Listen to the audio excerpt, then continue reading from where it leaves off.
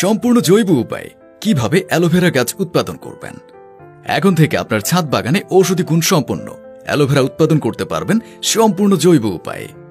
প্রিয় দর্শক, অ্যালোভেরার ঔষধি গুণের কথা আমরা সবাই জানি। আমাদের সবার হাতের কাছে সবসময় অ্যালোভেরা গাছ থাকা উচিত, কেননা এটি আমাদের দৈনন্দিন অনেক কাজে প্রয়োজন হয়।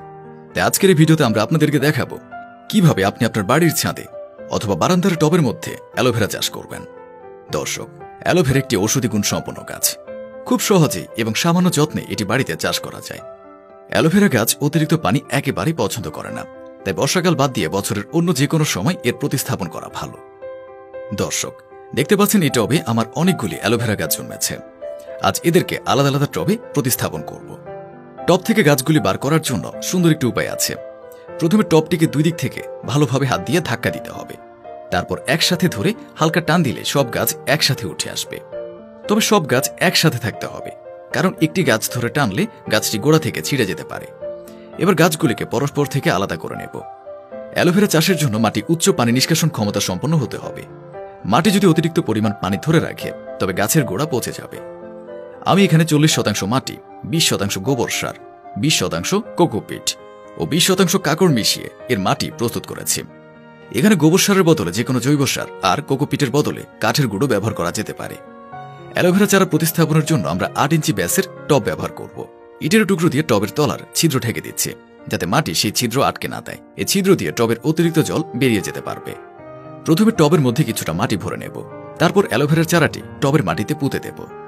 এ সময় একটি বিষয় খেয়াল রাখতে হবে, গাছের সবকটি পাতা যেন মাটির উপরে থাকে।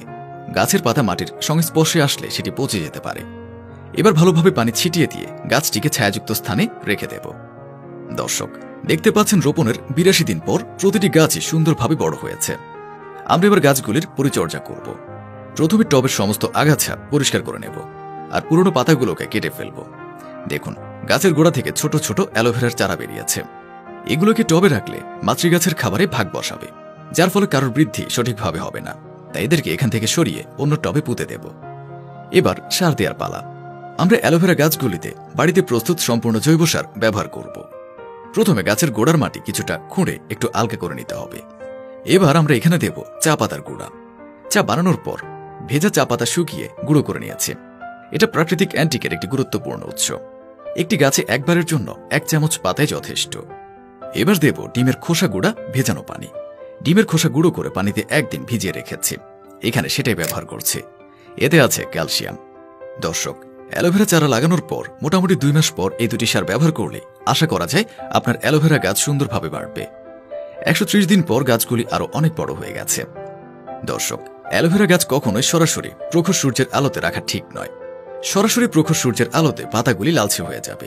তাই এদেরকে উজ্জ্বল আলো ছায়াযুক্ত স্থানে রাখতে হবে, তবে উজ্জ্বল আলো থাকতে হবে।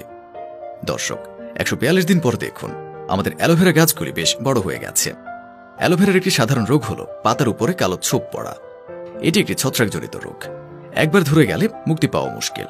তাই 1 থেকে 15 দিন অন্তর অন্তর নিয়মিতভাবে ফাঙ্গিসাইড ব্যবহার করলে এর থেকে নিস্তার পাওয়া সম্ভব। এই গাছের পানি খুব বেশি প্রয়োজন হয় না, তবে মাটি পুরোপুরি শুকিয়ে আসছে দেখলে পানি দেবেন। বেশি পানি দিলে, মাটিতে বেশি পানি ধরে রাখলে গাছ পচে যেতে পারে। দর্শক, তাহলে আপনারা দেখলেন খুব সহজে কত সুন্দর স্বাস্থ্যবান অ্যালোভেরা গাছ আপনার বাড়িতে টবের মধ্যে উৎপাদন করতে পারেন।